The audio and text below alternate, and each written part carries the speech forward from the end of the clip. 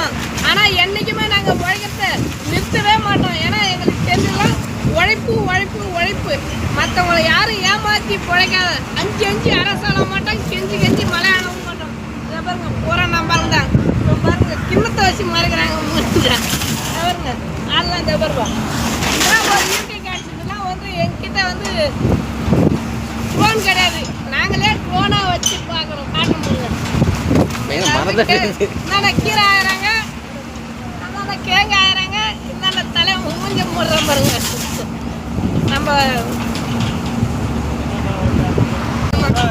நம்ம என்னைக்குமே அதாவது ஓய்கிறத நிறுத்தாத ஒரே இனம் தமிழ் இனம் மட்டும்தான். தமிழ் இனமே இப்போ தலையே மாறுது.